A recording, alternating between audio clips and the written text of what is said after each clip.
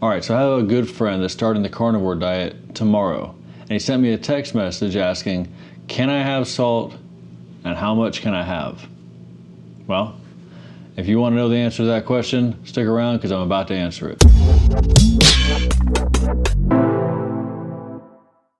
All right, I want to start out by saying I'm not a nutritionist or any sort of thing like that. I'm only going to be speaking from my experience and what I've done and how it's affected me over the past 4 months of eating on a carnivore diet. I hear a lot of people talking about electrolytes and salt.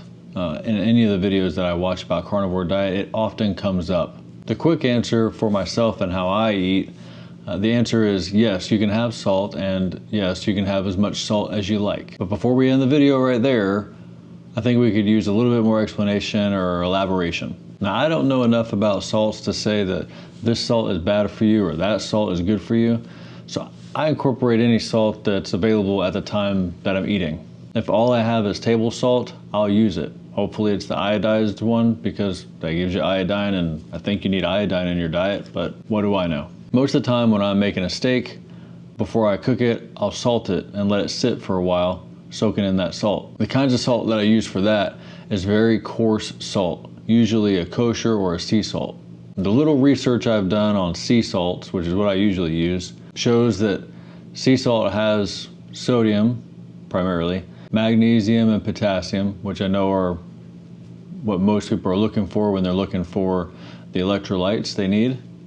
And I think it has other minerals too, but those are the ones I remember off the top of my head. When I salt things, I salt them until I'm happy with the taste of it. I'll explain a little bit more in a bit, but I'm really not afraid of having too much salt. I don't think that that's really an issue. I think you're more likely to have too little salt if you restrict yourself on how much salt you intake.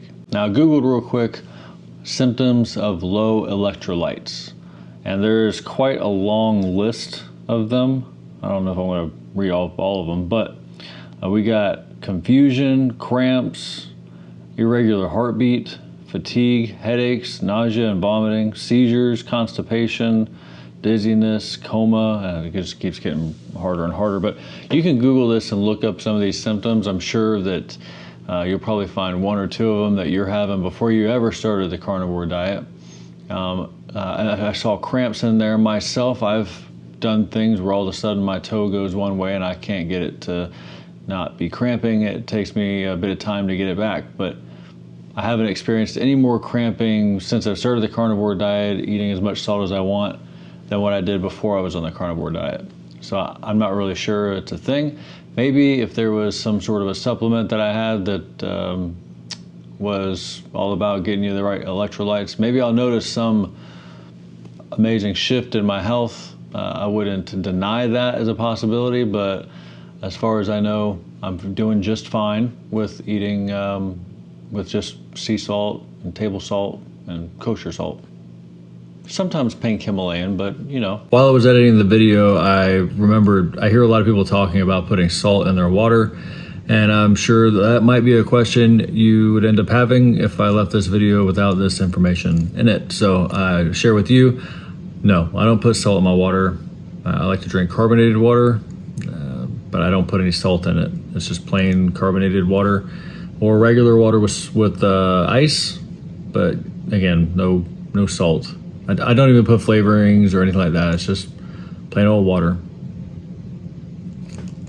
All right, on to the rest of the video. I do want to get slight sciencey on us. I remember when I was plant-based, if you guys check out that video later if you want, where I talk about plant-based versus carnivore. But when I was plant-based, there was this Dr. John McDougall who I read one of his books called The Starch Solution. Now, I don't do that anymore, but I was plant-based at one time, and we're getting off topic. But he talked about salt to quite an extent that I haven't heard any of the carnivore doctors really talk about as much. But he shared this chart that I think it's applicable to whether you're plant-based or you're carnivore. And it shows the relativity. Let me just read it from the chart. On one axis of this chart, it shows relative hazard ratio, and on the other axis, it's urinary sodium excretion. All right, so what it is supposed to depict is on the gauge up and down is death, and the likelihood of death based off of the intake of sodium that you have, or based off of how much sodium you excrete. And if you have very low sodium you excrete, then you have a higher chance of all-cause mortality. And as you start to increase your salt intake or salt excretion, you reach a very like a lower point. The lowest point, reaching somewhere around 100 millimole per day. I don't know if I'm saying that right, but somewhere around the 100 mark you can see. And there's a very sharp drop from when you're down to close to zero salt up to the 100. A very sharp drop.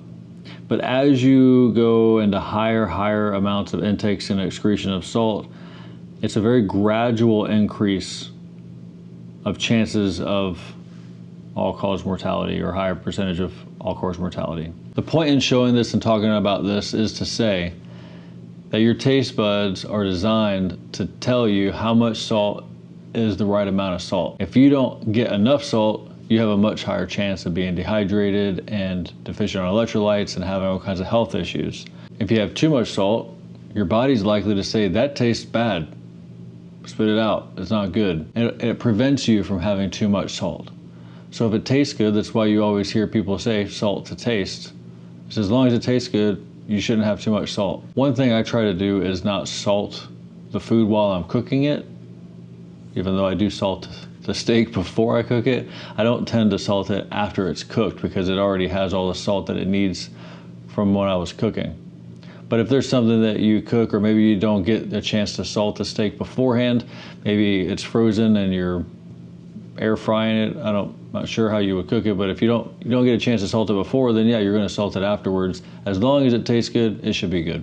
Now again, this is just coming from my experience because I've never been a scientist or doctor on any of these things. This is just what I've experienced and how I kind of live my diet life.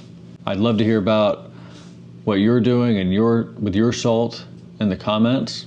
And also, if there's any other questions you may have that I could answer, please leave them in the comments. Speaking of questions, I was recently asked about fasting.